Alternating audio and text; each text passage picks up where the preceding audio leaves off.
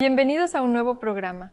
Hoy, el analista y activista político independiente Jorge Ángel García reacciona a un nuevo tema de actualidad nacional. Vamos a los usuarios que hasta ahora se conectan con nosotros. Buenas noches y bienvenidos. Esto es Sala de Prensa. Quedó archivada la reforma laboral en la Comisión Séptima del Senado. Por supuesto, tenemos que hablar al respecto. Vamos a dedicar ese programa a esto. Se suma a esta situación o a esta decisión de hoy, la decisión también del gobierno de hacer efectivas varias de las propuestas del proyecto mediante decreto, y además de manera paralela se llevaron a cabo hoy diferentes manifestaciones en defensa o en respaldo de las diferentes reformas sociales propuestas por el gobierno del presidente Gustavo Petro. Les tenemos el análisis hasta mañana precisamente para pensar y analizar lo que sucedió en la jornada de hoy. Pedro, buenas noches. Hola Alejandra, un saludo a usted, a María Camila y a Juan David, y gracias por la invitación. Bueno, análisis general que hace la lectura de lo que ha sido la jornada hasta ahora. Pues mire, para mí es algo normal lo que ocurrió, porque son los poderes políticos en Colombia que muestran que son independientes.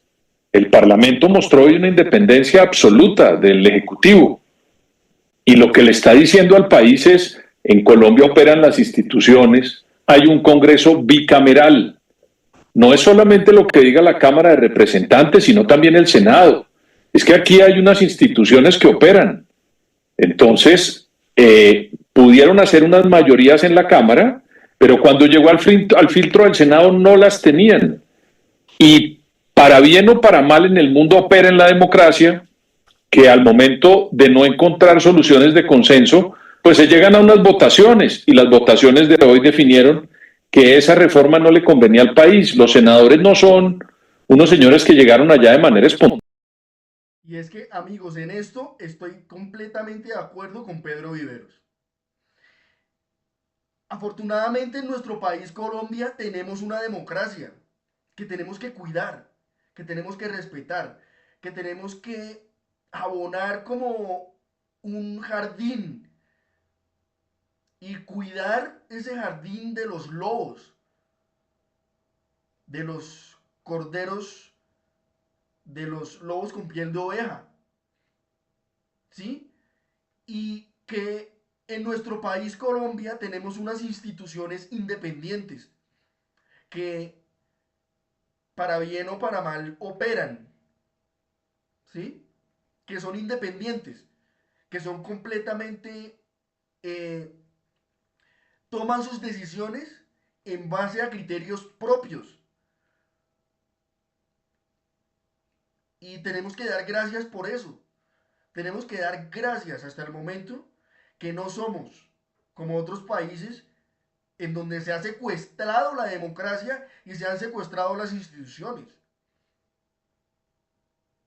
Y esas instituciones, llámese Congreso, llámese Corte Constitucional, toman decisiones que deben respetarse. Así a Petro no le guste. Son personas elegidas por el voto popular y representan a casi cerca de 23 millones de colombianos que votaron por ese Congreso. Entonces, pues se hizo una definición, se votó la reforma, se votó el hundimiento de la reforma, y pues el gobierno quiere, como válvula de escape, presentar una consulta popular para tratar de tramitar hasta el momento esta reforma. Hay algo que va a ser recurrente en lo que Pedro Viveros va a decir. Primero, que a este Congreso lo eligieron más de 20 millones de colombianos. Eso es lo primero. Y a Gustavo Petro solamente 11. Entonces por ahí ya podemos diseñar un referente. Y lo otro es que como órgano independiente no está sujeto al Ejecutivo. Es un órgano legislativo independiente que tomó sus decisiones en base a la reforma laboral. Hombre, ¿qué más quisiéramos los colombianos? Que si esta reforma no tuviese puntos malos o no fuese inconveniente para el país, se hubieran aprobado, así sean algunos artículos. Por lo menos los artículos en los que yo también estaba de acuerdo, los artículos de más pago por el trabajador, mejor pago de horas extras, mejor pago de dominicales y festivos, más tiempo de vacaciones,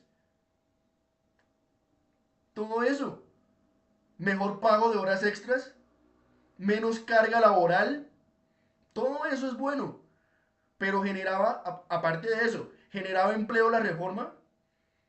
Amigos, una reforma en un país que no genera empleo como Colombia, en donde el empleo está tan caído, una reforma laboral que no genere empleo, no está haciendo nada. Por lo menos tiene que generar puestos de trabajo, no quitarlos. Y precisamente esta quita alrededor de 500.000. Es decir, un desastre completo. Cuanto más piden los ciudadanos empleo, se le tienen que dar, no se le tiene que quitar. Y yo sé que muchos de ustedes van a estar de acuerdo conmigo en eso. Lo que veo, repito, es algo normal. La diferencia de poderes quedó clara y me parece que eso robustece la democracia y hace pensar a los colombianos que la Constitución opera y que el Congreso, repito, bicameral, está funcionando en Colombia. Lo que dijeron en la Cámara de Representantes, pues al entrar por el sedazo del Senado, no pasó, las mayorías lo hundieron y simplemente que le toca al gobierno quiere hacer eso de la consulta popular. Bueno, otros gobiernos lo que hacían era ver cómo recomponían las fuerzas, matizaban el proyecto y volvían a presentarlo para ver si lo podían tramitar en las dos cámaras. Sí, Pedro, le quiero hablar un poco de algo que se acaba de... Poder en Colombia, dato absoluto del presidente. El presidente, sino intentar tumbar un Congreso legítimamente elegido con 22.600.000 votos. Este es un Congreso legítimo que vota, que toma decisiones legítimas y de manera independiente y les corresponde acatar al Poder Ejecutivo. ¿El presidente Petro está promoviendo un golpe de Estado, en su opinión? Pues hay que preguntarle a él, pero esa expresión de que... Pedro, quiero hablarle sobre la inteligencia emocional que usted acaba de mencionar, porque pues pareciera que fuera todo menos que no saben cómo manejar sus emociones, parece totalmente premeditado, pero hacia el otro lado uno ve a los parlamentarios. Dato absoluto, el presidente Petro no lo tuvo. El presidente Petro ganó apretado y cuando... Pues no son los congresistas las amenazas. Por ejemplo, Álvaro Uribe Vélez. Las amenazas. La votación del presidente que...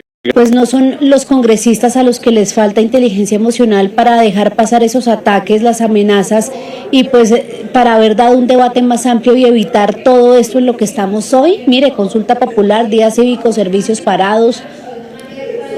Mire, es que, venga, le cuento una cosa. Cuando uno sacó la votación del presidente que ganó apretado, porque él no ganó en primera vuelta como sí lo hizo, por ejemplo, Álvaro Uribe Vélez o Hugo Chávez, a ese sector del presidente que tanto le gusta el chavismo. Hugo Chávez ganó de manera absoluta y hizo todo lo que hizo y llevamos allá 20, 26 años, lo tienen en el poder hasta ahora. El presidente Álvaro Uribe ganó las dos presidencias a las que se presentó en primera vuelta, es decir, tenía un mandato absoluto. El presidente Petro no lo tuvo. El presidente Petro ganó apretado y cuando uno gana... Sin ánimos de ser uribistas aquí, porque aborrecemos el uribismo como una ideología que ya está rayando en la idolatría. Y que, como hemos visto, no es factible para Colombia. Ahí tenemos el caso de Duque. Pero aquí lo que estamos poniendo son ejemplos. Ejemplos sobre la base. Uribe cuando fue elegido las dos veces que fue elegido en primera vuelta y con mandatos absolutos. ¿Qué es un mandato absoluto? Que no quedan dudas en primera vuelta de esa votación y de esa elección. ¿Sí?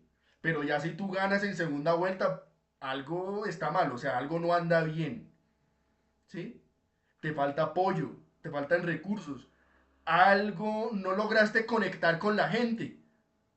Eso es lo que precisamente Pedro Viveros está diciendo acá y que es lo que no sucedió precisamente con Gustavo Petro.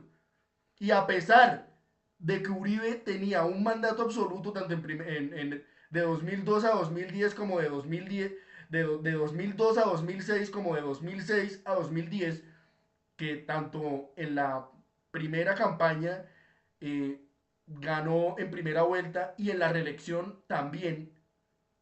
Eso es lo que se le llama un mandato absoluto. Ahora, recordemos que también en el gobierno de Uribe se hizo algo muy parecido. Una consulta popular, un referendo. ¿Y cómo le fue? Mal. A pesar de que tenía un mandato absoluto.